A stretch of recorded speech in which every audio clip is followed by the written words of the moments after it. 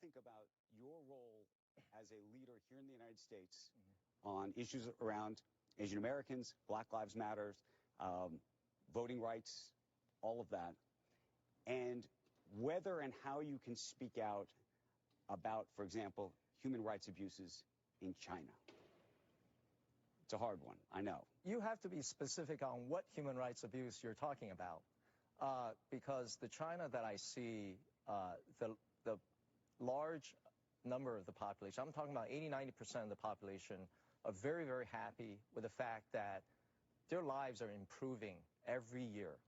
When I started at Alibaba in 1999, the GDP per capita was $800 in China. Today is over $10,000. And if you talk to a parent in China and you ask them, are your children going to have a better life than you are? Right. Most of them will say, absolutely yes. They're going to be educated. They're going to find good jobs. The economy is expanding, right?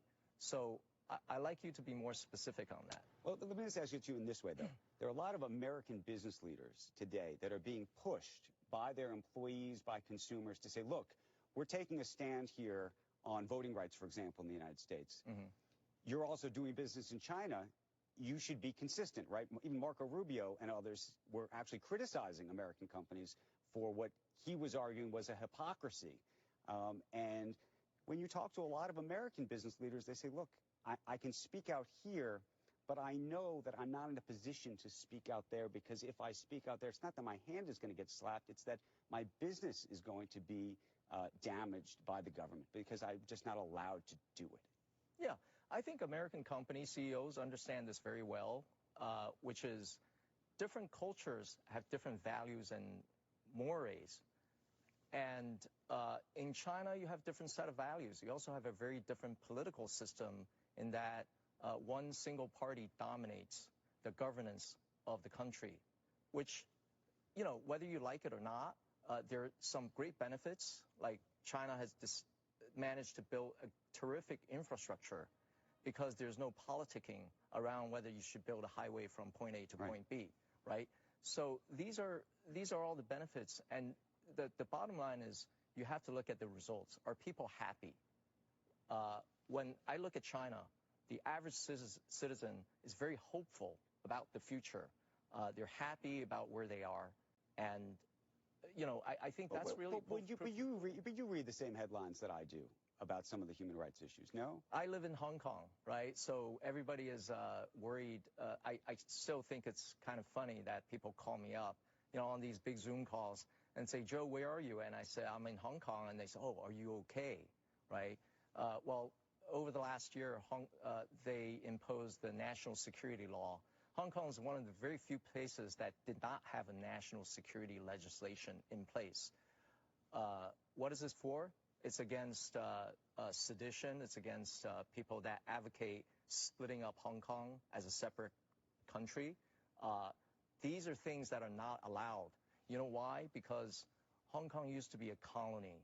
A few hundred years ago, China lost Hong Kong to the Brits because of the Opium War. The British wanted to sell opium into China, and as a result of some battles, China had to carve up Hong Kong and gave it up. This is a very scarring kind of history of China, having foreign powers come in and carve up your territories. Right. So if you put yourself in the Chinese people's mindset, if you're a Chinese citizen, I look at this history. I want to make sure that we prevent foreign powers from carving up our territories. I think Hong Kong ought to be seen in that context. I think there's a lot of criticism of, the democratic freedoms or freedoms of speech as being suppressed. But overall, since they instituted the national security law, everything is now stabilized. In 2019, when people were protesting on the streets, I was actually afraid to walk onto the street. You know why? Because I speak Mandarin, and they were targeting every person that spoke Mandarin because they would assume that you come from the mainland. Well, I actually grew up in Taiwan, where also, they speak Mandarin there.